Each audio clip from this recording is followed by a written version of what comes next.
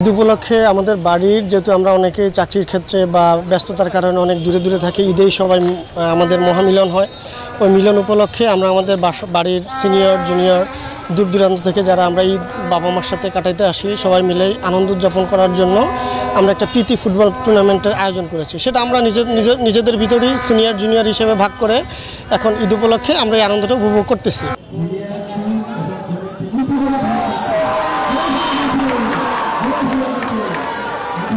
তো আমি চাচ্ছি যে এরকম আনন্দ প্রত্যেকটা পাড়ায় পাড়ায় হোক, পোলাপানগুলো ছেড়ে মোবাইল এবং বর্তমানে যে নেশার জগৎ ছেড়ে মাঠমুখী হোক।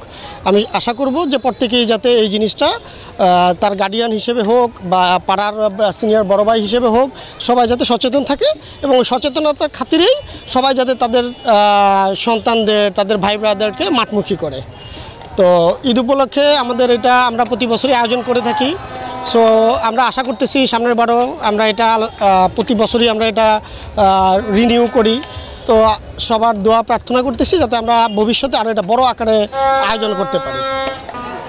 আমরা বড়বাড়ি স্পোর্টিং ক্লাবের উদ্যোগে প্রতি বছর ঈদুল আজহা এবং ঈদুল ফিতরে বিভিন্ন খেলার আয়োজন করে থাকি।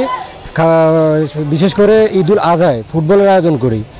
উক্ত আয়োজনে আমরা আমাদের এলাকার যত গণ্যমান্য ব্যক্তি আছে, ছোট বড় সবাই মিলেই খেলাটায় অংশগ্রহণ করার চেষ্টা করি এবং বেশিরভাগই এটা শুরু হয় আমাদের এখান থেকে। বিবাহিত আর অবিবাহিতের মধ্যে খেলাটা আয়োজন হয়। আর আমরা এই বড়বাড়ি স্পোর্টিং ক্লাবের মাধ্যমে এটা আরও সামনের দিকে এগিয়ে নিতে চাচ্ছি, যাতে আমাদের যে ভাই ব্রাদাররা আছে এরা যাতে মাদকের দিকে না যায়, খেলার দিকে অগ্রসর সবসময় থাকে। খেলার দিকে থাকা মানেই তাদের মনোবল ভালো থাকা। খেলাধুলার মধ্যে থাকলে মাদকের দিকে মানুষ ঝুঁকে না।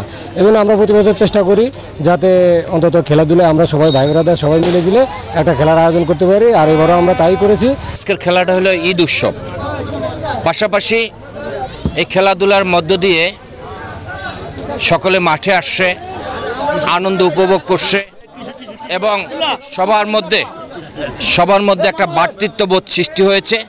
এই জন্য আজকে খেলার আয়োজনটা। এই আয়োজনের মধ্য দিয়ে আমরা মাদককে না বলবো, খেলাকে হা বলবো এবং সকলে মাঠে আসবে। আমরা সকলে মিলেমিশে এই সুন্দর একটি খেলা উপভোগ করলাম। এটা একটা ঈদের আমেজ। আসলে বাপ্তা ইউনিয়ন এই মাঠের এই খেলার ঐতিহ্যটা দীর্ঘদিনের।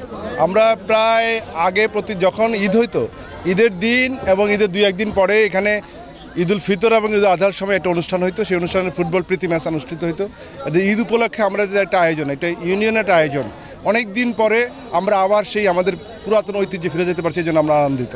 আমরা আশা করি যে আগামী দিনেও সকল সময় এইরকম একটি সম্প্রীতির মধ্যে হবে এবং সবাই মিলন মেলা করবে এবং এই ফুটবল আয়োজনের মধ্যে দিয়ে সবার মধ্যে একটি ভ্রাতৃত্ববোধ